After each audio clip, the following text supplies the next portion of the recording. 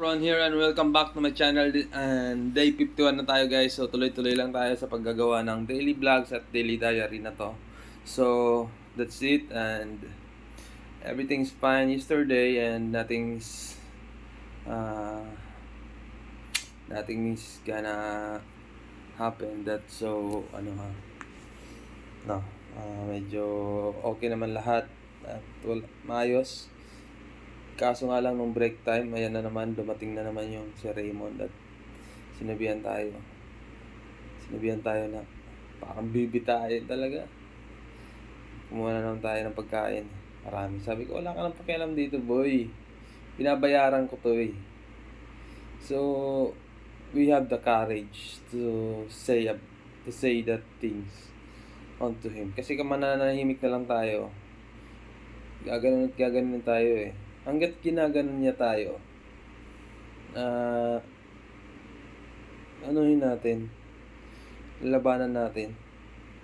So yun lang no, yung umaga pa lang, yun yung na-encounter natin. So sa trabaho, okay naman lahat. Nilinis nila yung paligid, tinanggal yung mga paleta, medyo maluwag na yung hallway. Yun, ano pa ba? So, ginampanan natin yung trabaho natin, ginawa natin ng maayos. Siyempre, hindi na tayo nagpapautos ngayon. Ginagawa na lang natin yung mga dapat natin gawin. Kung ano yung trabaho ko sa trabaho. So, yun. Ang dami kong hinila nung gabi. Pagod na naman tayo at pawisan. Pero okay lang sa akin kasi gusto ko rin yung ganun. Kasi gusto kong lumakas. Gusto kong magpalakas. So, sa mga boss, so hindi na masyadong nag-ikot si Chuchang kahapon. Last day ngayon, magpapanggabi na tayo sa Lunes. So, Webes ngayon, bukas holiday. Mid-autumn. So, wala tayong pasok. Pahinga tayo.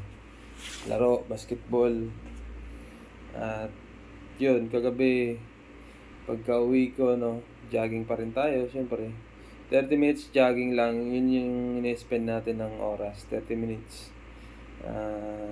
So, ang ginagawa kong pagja-jogging, may weights tayo nakalagay sa paa at kamay. Tapos, yung pagtatakbo natin, 15 minutes bago ako huminto. Tigil sa pagja-jogging para medyo tumaas yung stamina natin at maging matibay tayo pagdating sa court. So, my goals is to become an MVP and become a champion yung team namin. So, sana magkipag-cooperate yung mga ka-team natin para may sa katuparan natin yung mga bagay na yun. Kasi I believe that na hindi ko magagawa yun nang ako lang mag-isa, ang pagiging champion.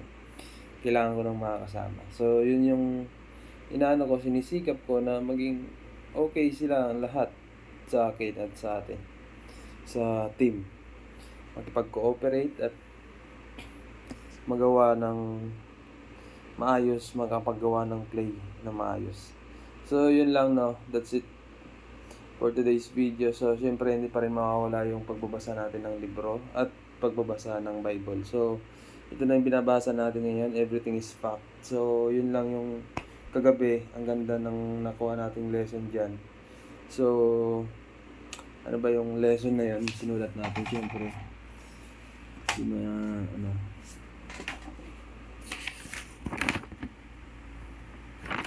Ito. Thinking brain tapos yung feeling brain. So, ito yung guys, yung conscious at saka subconscious mind. So, binaliktad niya dito, So, yung thinking brain tapos feeling brain. Pero totoo naman din eh. Thinking brain tapos feeling brain. Thinking brain represent your conscious thought, your ability to make calculation, and your ability to reason through various options and express ideas through language. So, yun yung thinking brain, yung ini-express natin yung idea through language, kagaya ng ginagawa ko ngayon sa pagsasalita. Your feeling brain represent your emotion, impulses, intuition, and instinct. So, yun yung emotion guys, yung feeling brain. Tapos yung impulses, yung parang excited, tapos yung intuition guys, yung parang napi-predict, nahuhulaan mo na, nafi-feel mo yung mangyayari. Tapos instinct, yun yung parang yung nararamdaman mo. So, while your thinking brain is calculating payment schedules on your credit statement, your feeling brain want to sell everything and run away to Tahiti. So, ganun nga yung feeling brain, no? Yung parang, yung feeling na excited, tapos, yung ganun. Each of your two brain has its strengths and weaknesses. The thinking brain is conscientious, accurate, and impartial. So, dapat talaga thinking brain dapat ang pinapagana natin, yung thinking brain, yung conscious mind. It is methodical and rational, but it is slow. It requires a lot of effort and energy, and like muscle, it must be built up over time and can become fatigued if overexerted.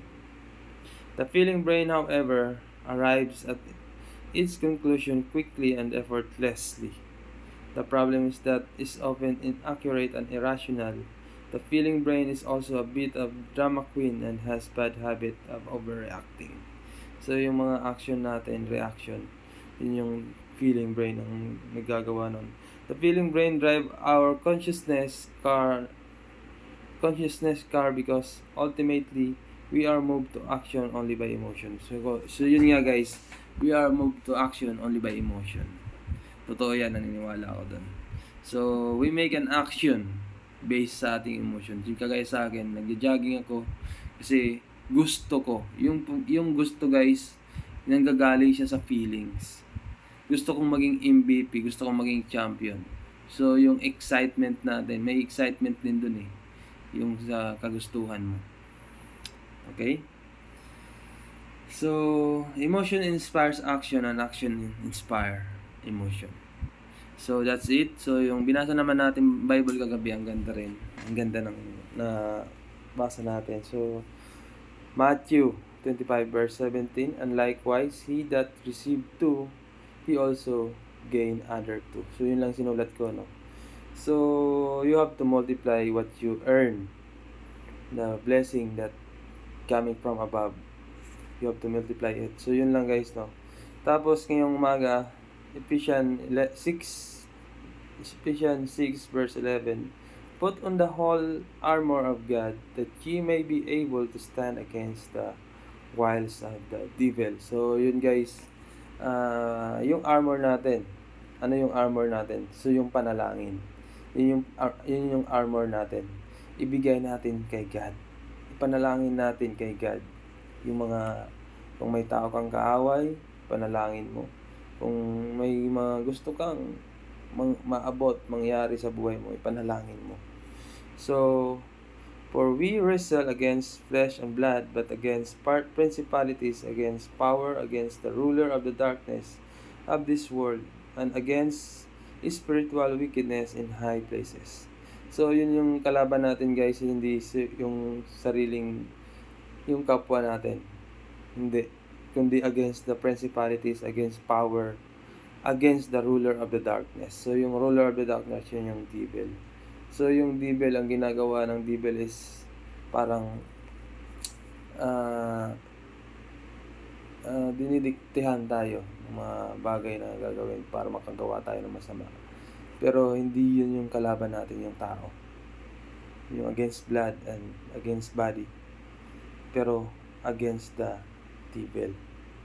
Yun yung mga power, authority, yung mga ganon guys. So, kagaya niyan, gusto kong mag-MVP. So, yung kalaban ko is yung power. So, kailangan ko maging malakas para lang matalo ko sila. So, yun lang yun guys, no? That's it for today's video. Hopefully, maging maayos ang araw na to. And today is the day that the Lord has made. Let us rejoice and be glad in it. Yun lang no guys. Thank you. Thank you Lord. Ang lahat ng parangalan, papuri ay binabalik ko sa Panginoon. Thank you. Thank you very much.